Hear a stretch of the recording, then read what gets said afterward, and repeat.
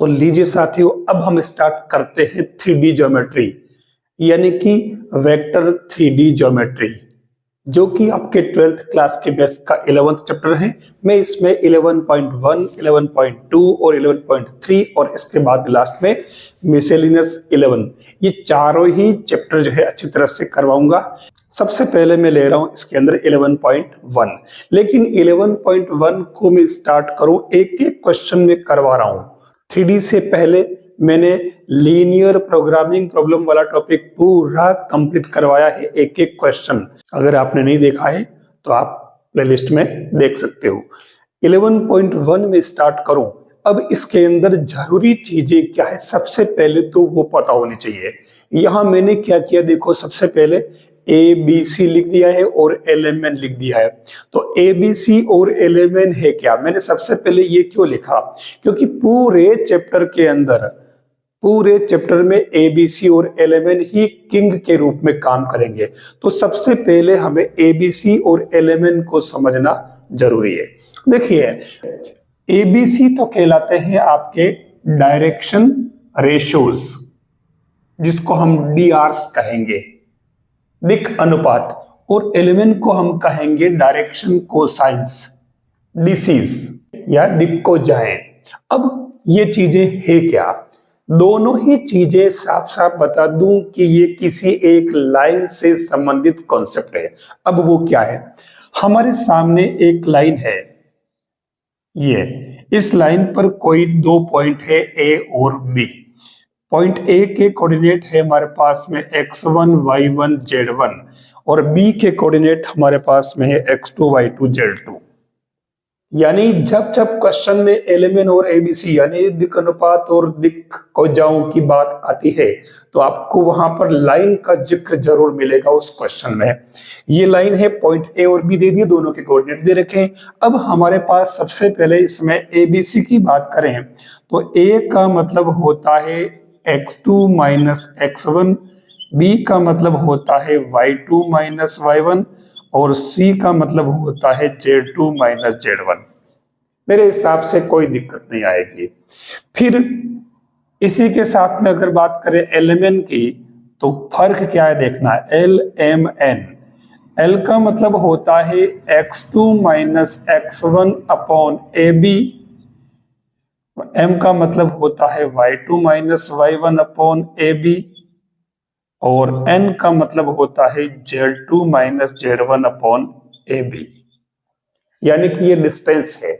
ठीक है, अब LMN हमने निकाल लिया, ABC निकाल लिया। अब इसमें AB क्या है, AB क्या है, AB डिस्टेंस, फॉर्मूले से डिस्टेंस से इस x2 minus x1 whole square plus y2 minus y1 whole square plus z2 minus z1 whole square, और इसका रूट।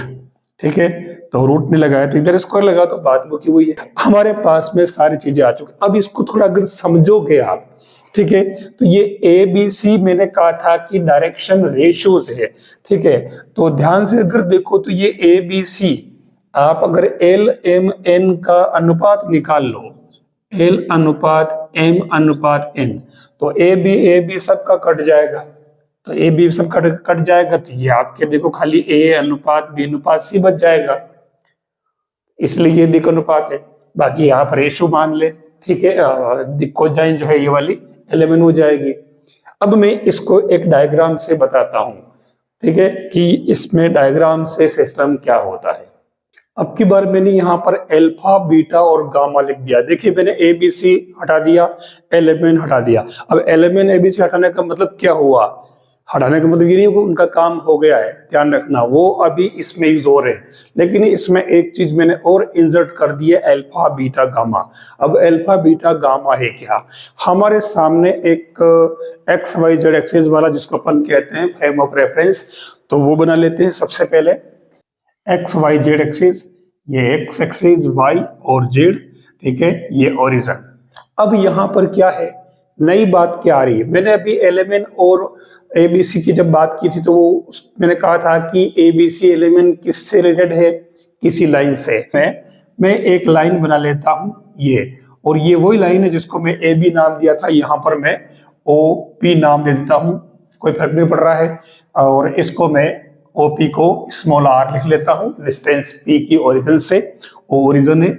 अब इसमें सबसे खास बात, ये लाइन आपके एक्स एक्सिस के साथ में एंगल बना रही है अल्फा, ठीक है। और उस केस में अगर मैं यहां से इस पर एक लंब डाल देता हूं परपेंडिकुलर, तो उस केस में ये कोस अल्फा क्या बनेगा, आपके कोस अल्फा बनेगा आधार बटा कर्ण, m नाम दे दिया, ठीक है। प्रोबेबली मैं इसको L नाम दे दूं ताकि तीनों के लिए ठीक रहेगा, ये L। तो आधार बटा कर्ण यानी कि ये एक तरह से x बटा r हो जाएगा। तो उस कंडीशन में हमारे ये cos alpha equal to x upon r। मैं आपको बताना चाहूंगा कि इस कोस अल्फा को ही हम L कहेंगे, एलिमेंट, ठीक है। अगर यही लाइन y एक्सिस के साथ में अगर वो बीटा एंगल बनाए तो उस कंडीशन में cos beta equal to y upon r, और इसको हम कहेंगे m। और तीसरी बात जो आती है वो यही लाइन अगर z एक्सिस के साथ में जो एंगल बना रही है गामा, तो उस कंडीशन में cos gamma equal to z upon r, और इसे हम कहेंगे n। यानी एलिमेंट जो दिख को जाए, वास्तव में L क्या है कोस अल्फा, M क्या है कोस बीटा, N क्या है cos gamma. Finally L square plus M square plus N square equal to 1, यानी cos square alpha plus cos square beta plus cos square gamma की value हमेशा 1 होगी। ये आपको एक फॉर्मूले की तरह ध्यान में रखना होगा, ठीक है। हम इसको साइन में भी कन्वर्ट कर सकते हैं। कितनी बार आरपीएससी में इस पर क्वेश्चन पूछे हैं, जो कम्पिटिटिव एग्जाम है उसके अंदर क्वेश्चन भी पूछ रखे हैं इसने, तो आप इस कॉन्सेप्ट को यहां से समझ लें। तो हमने एलिमेंट में रिलेशन देख लिया। अब मैं बताना चाहूंगा कि एलिमेंट तो हमारे पास आ चुका, लेकिन यही एलिमेंट जो आगे आएगा वो ABC की फॉर्म में कैसे लिखा जाए। तो ध्यान रखना, LMN के जो मैंने अभी शुरुआत में जब बताया था कि इनके फॉर्मूले क्या है, x1 y2 y1 z1 z1, और फिर अपॉन में भी लगा दिया तो LMN बन गए। तो उस हिसाब से आप इसे याद रखेंगे, plus minus a upon a1 square b1 square c1 square, ठीक है। 1 1 की जरूरत नहीं है, ABC ही है हमारे पास में। फिर प्लस माइनस b अपॉन में इसे नीचे सिग्मा a स्क्वायर का रूट कर लेता हूं, और ये हो जाएगा plus minus c upon sigma a square का रूट, यानी कि a square plus b square plus a square. ये आपके एलिमेंट की वैल्यूज आपको याद रखनी होगी, ठीक है। हमारे पास में AB,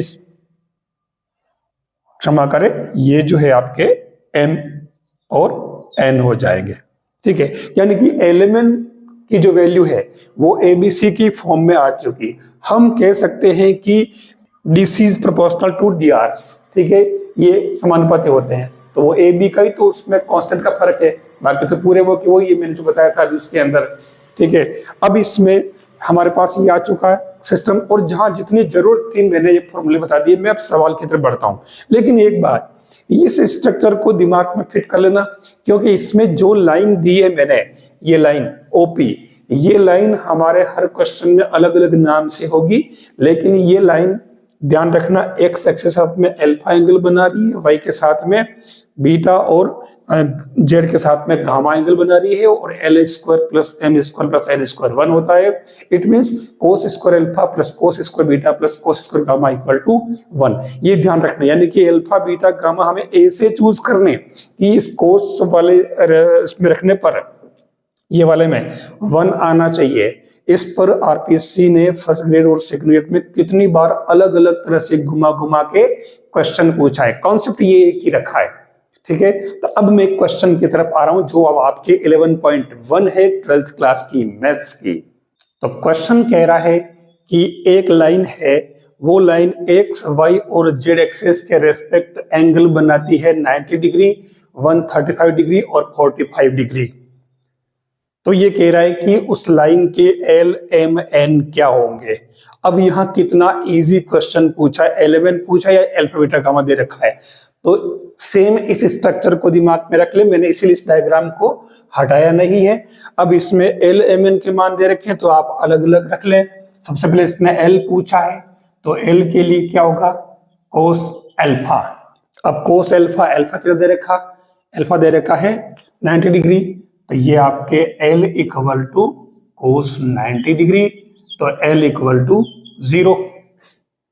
फिर नंबर आता है बीटा का, तो जो कि हमारे दिक्को जाए पूछी ना डायरेक्शन कोसाइंस, तो एम क्या हो जाएगा, M equal to cos beta, और बीटा आपके कितना दे रखा है 135, तो ये cos 135 degree, it means cos, इसे आप लिख ले 180 माइनस कितना बन रहा है 45, देख ले 80 में से 45 गए तो 35 बच रहे 5 और 5 10, तो और 4 हाँ ठीक है।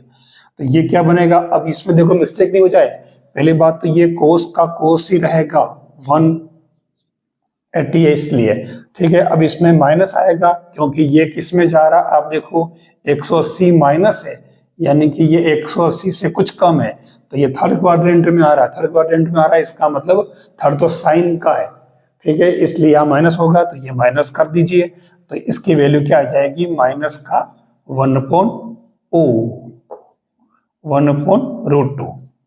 फिर लास्ट में इसने कहा कि गामा, तो ये n हो जाएगा, और n कितना दे रखा आपके पास में, n cos gamma, it means n equal to cos gamma कितना दे रखा आपके पास में 45 दे रखा है, तो ये 45, तो डायरेक्ट ही आप प्लस का 1/√2 कर ले, तो आपके पास में जो लाइन कह रहा है एक्स एक्सिस के साथ में जो अल्फा बीटा गामा की जगह कितना 90 डिग्री 135 डिग्री और 45 डिग्री बना रखिए, उस लाइन की दिक्को जाए डायरेक्शन कोसाइंस क्या होंगे 1 यानी कि 0 माइनस का 1/√2 और 1/√2 प्लस का, ये इसके रिक्वायर्ड आंसर होंगे। इसको आप ब्रैकेट में क्लोज नहीं करें, ये कोऑर्डिनेट नहीं है, ठीक है, अलग अलग ही लिखे जाएंगे।